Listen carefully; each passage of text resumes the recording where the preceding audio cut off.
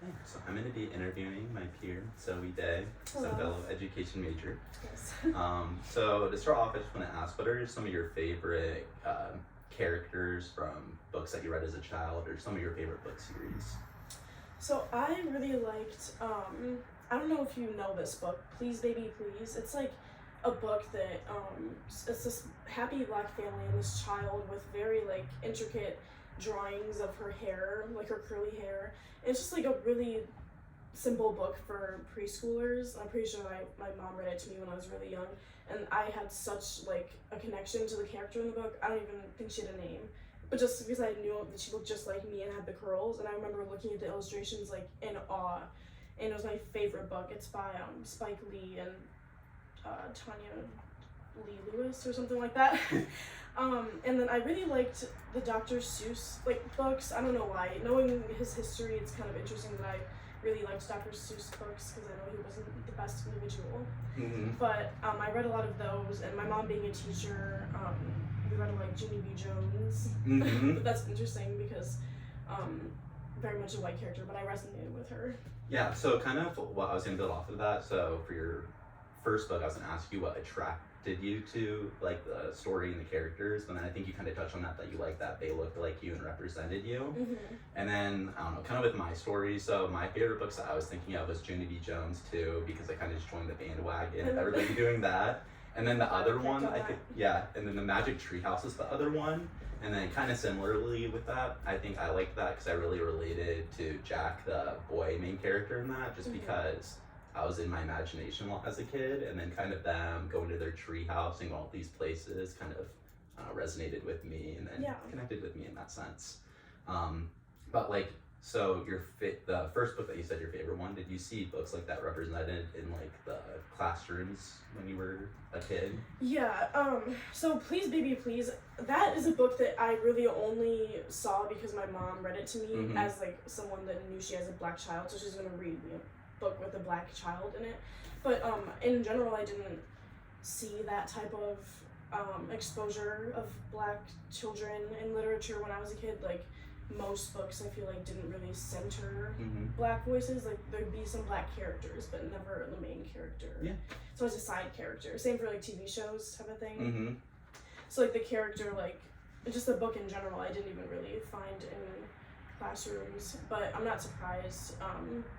It also was a book that was kind of meant for preschoolers anyway. Yeah. But in general, as I moved through elementary school, I felt like I wasn't really resonating with a lot of books, and maybe that's why I don't have good memories of them. Yeah. I can't really remember what we read, honestly, in elementary school because I never felt like I resonated that deeply with the characters. They're usually white women. So it's like, No, I completely relate to that because when I think about my experience, like it's really sad that I can't even like really name a main black character anything in any of the children's literature that I read. Like literally the only one I can think of is in Captain Underpants. So there's the two boys, and one of the boys is black, and I couldn't even tell you his name. Same. But it's always like the side character, like the little side character that is not really, they're not the whole focus of the story, which I feel like says a lot about what people think about black people in general. But I think it is, getting better. Yeah. We're getting there for sure. If you look around at children's library now, it's gonna be way different. What are your thoughts on the current state of representation, like specifically black representation? Yeah. So you kind of said. I think that right now things are getting better, like I was saying, because for example, at the elementary school where you student teach or like have our practicum, you can see that all of the librarians are really focused now on like learning and educating themselves and building a better library with diverse authors, diverse characters, diverse stories, very like diverse from every angle, not just talking about black here. In my one class, I had a teacher, it was like children's literature. We had a specific book, I don't remember the name of it, but I wanted to bring this book, Cultivating Genius, that a lot of teachers have been reading now just to learn how to respond to literature critically, and not just that, but how to like include diverse representations in your library, because I think that's really important. So I think that's where things are getting better, that there's actually an awareness to it now, where teachers are learning, or like realizing, hey, this is our job to bring diverse authors and stories into the classroom. Yeah, no, I completely agree. I think it's definitely getting better than where it was, but I think there's obviously still room for improvement. Like, if you look at the majority characters, I think a majority of the main characters are still white characters. And then one thing I found interesting is, like, today there's a heavy emphasis on, like, children's book. A lot of the main characters are now animals. And Yeah, I know that, I don't know what statistic it was from what class, but someone was saying that it's like animals were like up there, like the top like 5 most represented like demographics in Yeah. children's literature, which I think is weird. do you have any But- ideas, like, why you think that could be? I don't know, maybe it's because people don't want to have to deal with the backlash of someone looking at their story and being like, hey, all these characters are white, and they also don't want to have to feel like it's, I feel like a lot of authors feel like they have to be like representing like one black person and one Asian person and then one Latino person, and that's not even genuine. So I think a lot of, maybe just like the whole discourse around race in literature recently has made authors shy away from even including actual people in their stories, because they can just avoid that entire topic. They can avoid what color they're gonna make the like character's skin tone, and they can just make their things about animals, because that's can have the same messages as a story with humans. Yeah, But they don't have to worry about any backlash. that's what I was kind of thinking, especially with like cancel culture today. Like, I think that a lot of people are scared to try. Like, obviously they want to include diversity, but they're scared. Like, if they try to, it's gonna come across wrong and might be Definitely canceled. cancel culture. Yeah. So then I think it's just they think it's the safer option. And then, but I also think that can be negative, because then the kids aren't getting those diverse stories and stuff, and especially the Exactly. kids that, like me, a white kid, you're not gonna learn anything about other cultures, and then like if you are a person of color. Just animals and white people. Yeah, literally. And then like the side, the people of color. So how important do you think it is for children to see diverse representations in their literature? I think it's way more important than people realize.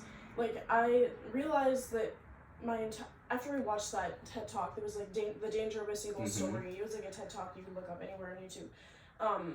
She talks about this idea of a single story where like what you read and intake as a child, that is what you believe. And if you're only reading and taking books where only white people are centered, you're not going to realize that black people can be centered in a story, and that books can be about black people, and that black people can do things. Like, it has more of an impact than people realize, because the way that I can resonate so deeply with certain black characters in whatever book or story or movie, that shows how important it is. Like, seeing the representation of you, that's going to uplift you as a human. Yeah, no, I think, definitely it's obviously positive for kids that aren't people of color. It just helps them to become more empathetic individuals, be more knowledgeable, about the cultures and stuff, the world around them. And then, like, also, like we said with a single story, like, if they don't have any alternates to the single story, then all they're going to believe is that single story. So if we do include the diverse representations, then we have opportunities for those kids to break those stereotypes and see beyond that. And then for specifically kids of color or people of color, it allows them to feel like their experiences are valued by the world around them, and then just helps with their identity and a sense of belonging. For sure. So I'm glad, like, at the daycare that we work at, that we're able to like read books with not only white characters as the main character. Like, you see like the kids' eyes light up when they see someone that looks like them, no matter what race it is. At one daycare specifically, not the one that we work at right now, but before this, I remember I was reading this kid named Carmelo this book, and it was all about hair types. And then I just remember when he saw a kid with like hair just like him, literally his face lit up, and then he looked at me and said, "That's hair just like me. He looks just like me." And I've witnessed that in so many different cases. I've experienced that, because it's, I don't know, people think it doesn't exist, but it does. You don't realize when you're a white person, because like you have books where you're represented all the time. But I seriously believe that I don't have much of a memory of certain books and things as a child, because I just truly didn't connect or resonate with the characters, because they were not the same color as me. And that may sound bizarre, but it does happen. Yeah. For sure. So.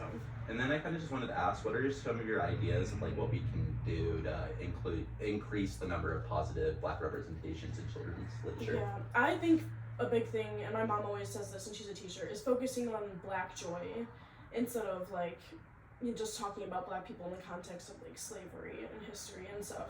Like actually centering their voices and uplifting their stories in the classroom and through your like the material you present. Mm-hmm. And that can look like so many different things.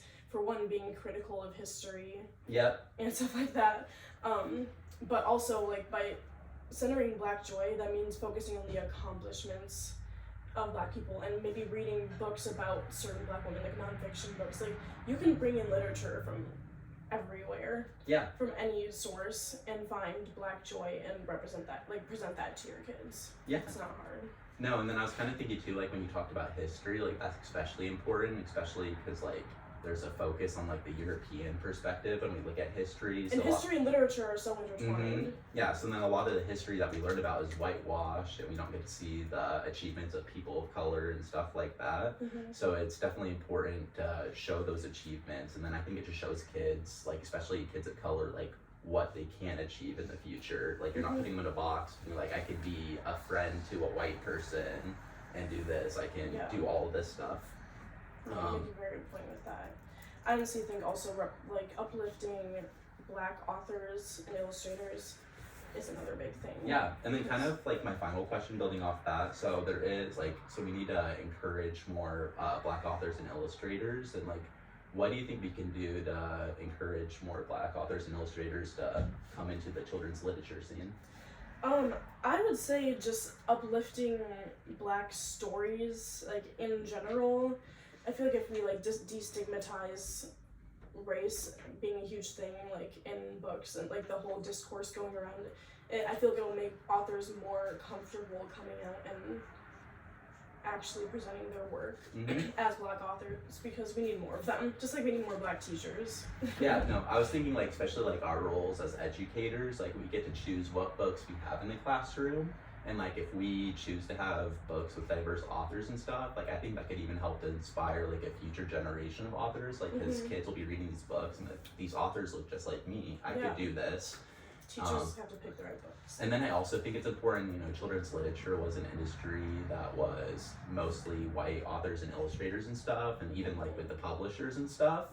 So like as we even get more in, it's still like more diversity into the children's literature scene. I think it's still majority white people, so I think that can be intimidating for somebody to want to enter it, and then you're surrounded by people that don't look like you. So I think this diversity everywhere is gonna... Yeah, that's what I mean, like making them feel comfortable to participate in literature. It's important.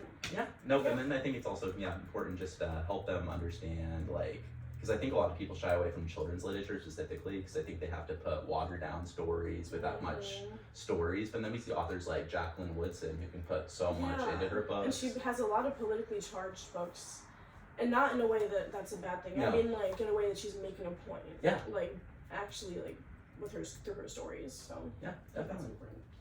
Well, I think that's all I have for you, but I really enjoyed our conversation. Thanks for interviewing me. I appreciate it. You're doing great things for the future.